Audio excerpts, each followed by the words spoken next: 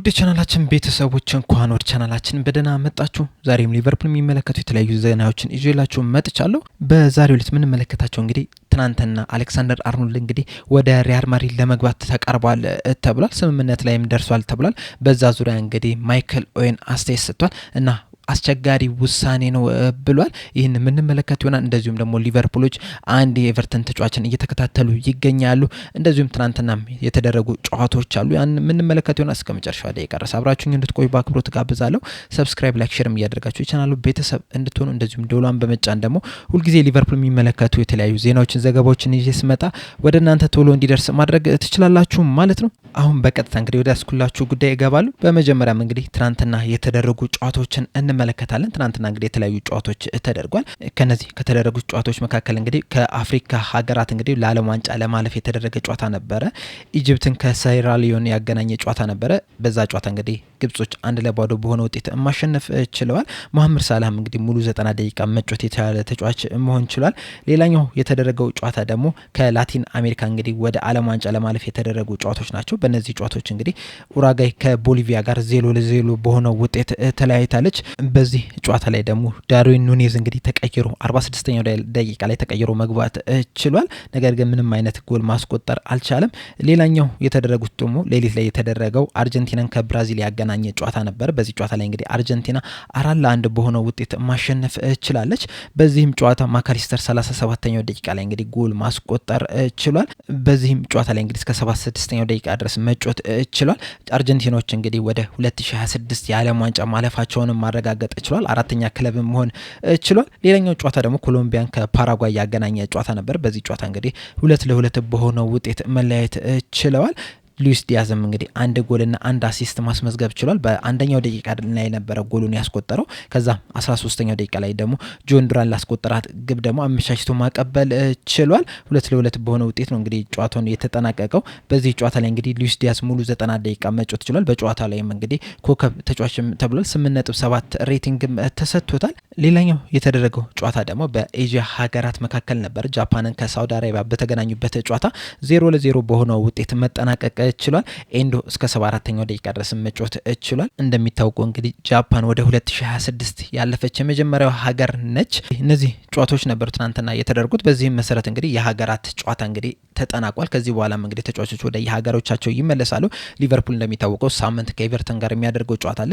አሁን ላይ ተመልሰው እንግዲህ ምናልባት የአንድ ቀን የሁለት ቀን እረፍት ይሰጣቸዋል ተብሎ ነው የሚጠበቀው። ምክንያቱም እንግዲህ ቅዳሜና እሁድ ምንም አይነት ጨዋታ ስለሌላቸው ማለት ነው። ከዛ በኋላ እንግዲህ ከኤቨርተን ጋር ለሚደረገው ጨዋታ እንግዲህ የሚዘጋጁ ይሆናል።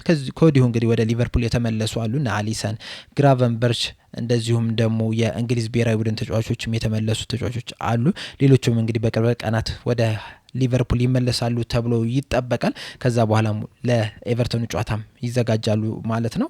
ሌላኛው የምንመለከተው ጉዳይ ደግሞ ሊቨርፑሎች እንግዲህ የኤቨርተኑን ተጫዋች እየተከታተሉ ይገኛሉ። ይህ ተጫዋች እንግዲህ ከዚህ በፊትም ከሊቨርፑል ጋር ስሙ ሲያያዝ ነበረ። ይህ ተጫዋች ጄራርድ ብራድዌይ የሚባለው ተጫዋች ነው። ተከላካይ ተጫዋች ነው። የግራ መስመር የመሀል ሜዳ ተከላካይ ሲሆን ከዚህ በፊትም እንግዲህ ሊቨርፑሎች ከዚህ ተጫዋች ጋር ስማቸው ሲያያዝ ነበረ። አሁን ላይም እንግዲህ ስካይ ስፖርት እንደዘገበው ከሆነ በዚህ አመትም ራሱ ይህን ተጫዋች ሲከታተሉት ነበረ ብለዋል።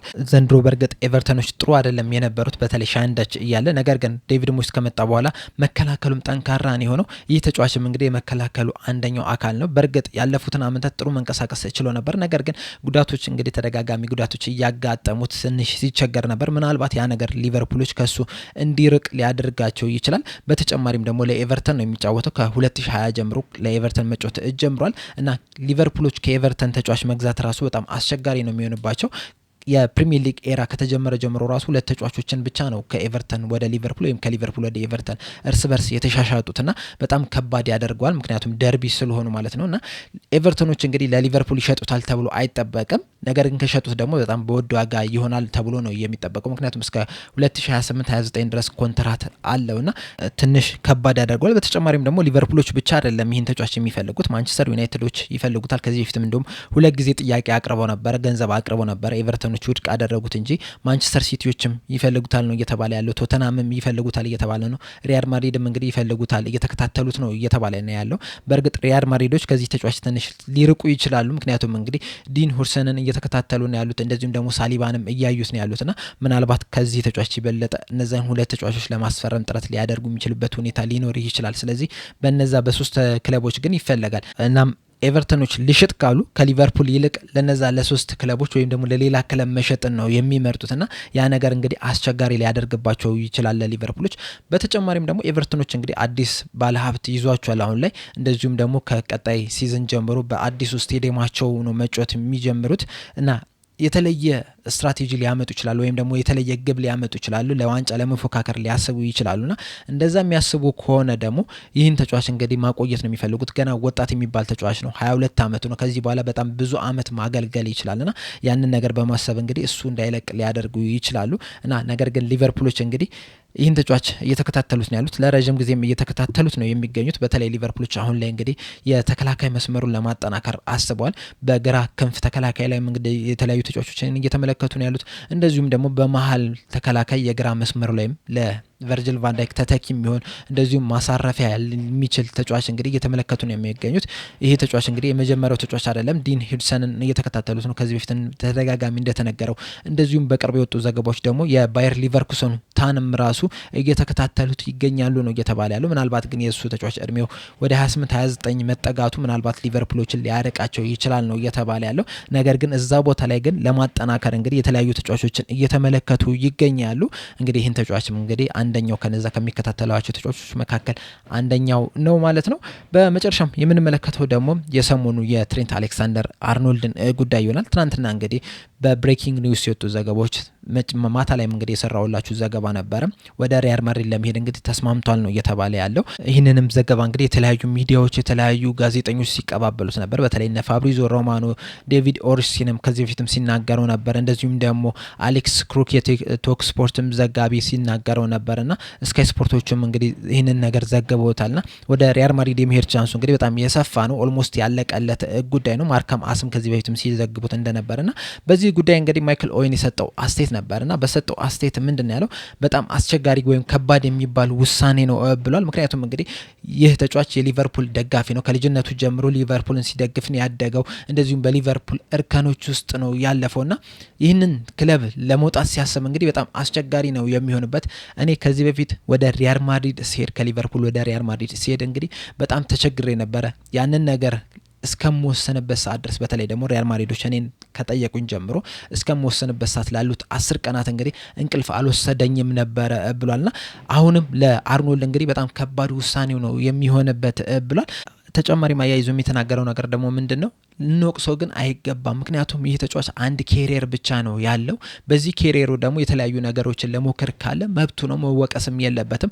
ምክንያቱም በሊቨርፑል ቆይታው ሁሉንም ነገሮች አንስቷል፣ ሁሉንም ዋንጫዎችን ማንሳት ችሏል፣ ሁሉንም ክብሮችንም ማግኘት ችሏልና በዚህ ሰዓት እንግዲህ ሌላ ቦታ ሄጄ እንደዚህ አይነት ነገሮችን ልድገም ካለ ይህንን ነገር እንግዲህ ልንቃወሙም አይገባም። ምክንያቱም እንደ ሰው ካሰብ ነው ሁላችንም እንግዲህ የራሳችን ስራ አለን እና ሁላችንም ስራ ስንሰራ እንግዲህ የተሻለ ደሞዝ ወይም ደግሞ የተሻለ የስራ ኦፖርቹኒቲ ወይም ደግሞ የምንፈልገው ስራ ከተገኘ እንግዲህ ወደዛ ለመሄድ አናቅማማምና ይህም እንግዲህ ይህ ተጫዋች ኳስ መጮት ስራው ነው። ስለዚህ የተሻለ ነገር ወይም ደግሞ የሚፈልገው ቦታ ካገኘ እዛም ሄዶ የመጮት መብት አለው። ስለዚህ እንደ ራሳችንም ካሰብ ነው ይህንን ነገር እንግዲህ ልንቃወመው አይገባም፣ በመጥፎ ነገርም ልንዝለት አይገባም፣ ሌጀንድነቱንም ሊቀንስለት አይገባም ብሏል።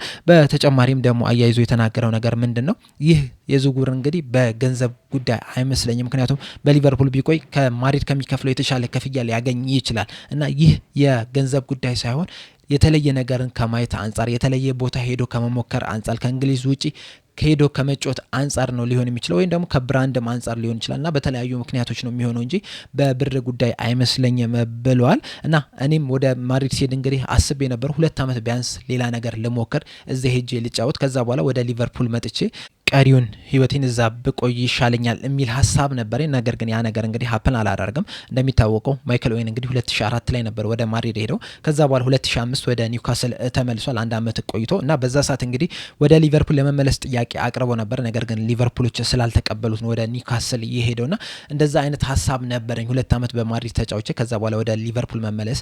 ነገር ግን ያ ነገር ሀፕን አላደረግም። ምናልባትም ትሬንት አሌክሳንደር አርኖልድ ያንን ነገር እያሰበ ሊሆን ይችላል። ሌላ ቦታ ሞክሬ ከዛ በኋላ ወደ ሊቨርፑል እመለሳለሁ የሚል አይነት አይዲያም ሊኖረው ይችላል። ነገር ግን ይህ ውሳኔ ገንዘብን በተመለከተ አይደለም። ስለዚህ ይህ ተጫዋች እንግዲህ ገና ወጣት ተጫዋች ነው። ብዙ ማየት የሚፈልግ ተጫዋች ሊሆን ይችላል። ብዙ ነገሮችን ማሳካት የሚፈልግ ተጫዋች ሊሆን ይችላል። በሊቨርፑል ደግሞ ያሳካቸው ነገሮች አሉ። ስለዚህ ወደ ሌላ ቦታ ሄጄ ልሞክር ካለ ግን ልንወቅሰው አይገባም፣ ልንጮህበትም አይገባም ብሏል። እንግዲህ በዚህ ዙሪያ ያላችሁን አስተያየት እንዳለ እስቲ ኮሜንት ሴክሽን ላይ በመጻፍ አሳውቁን።